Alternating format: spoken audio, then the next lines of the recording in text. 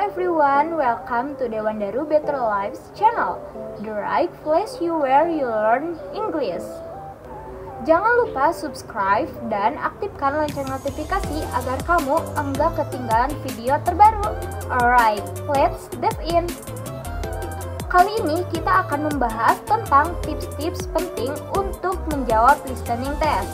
Kalau kamu sedang mempersiapkan diri untuk TOEFL, IELTS, atau tes bahasa Inggris lainnya, kamu wajib tonton video ini sampai akhir ya. Yuk, kita mulai! Dalam listening, kamu bakal mendengarkan 3 suara, yaitu dari narator, pembicara 1, dan pembicara 2. Pembicara yang pertama biasanya berperan sebagai premis, sedangkan pembicara yang kedua sebagai jawaban.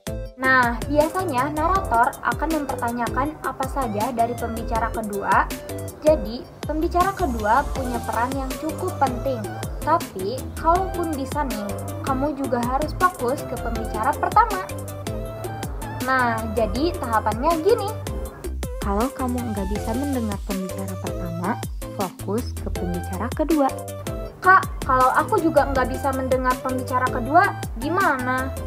Nah, fokus ke pertanyaannya. Besar kemungkinan kamu bisa menjawab kalau kamu bisa memahami pertanyaannya. Jadi, kamu bisa memilih jawaban yang paling nyambung sama pertanyaannya.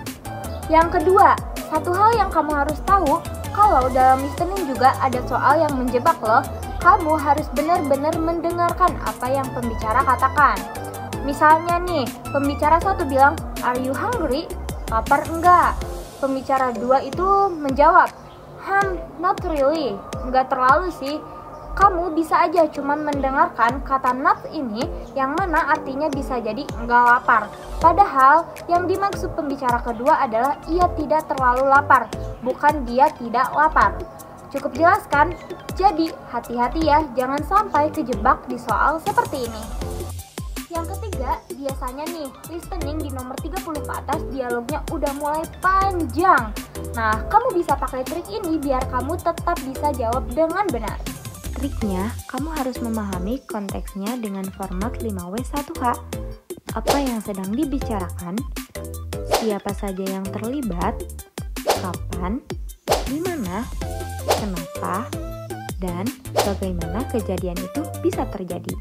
Juga keturunannya seperti which one, whom, whose, dan lain sebagainya. Ini membantu banget buat menjawab soal listening. Terkadang ada beberapa instansi yang menyediakan kertas buram saat tes.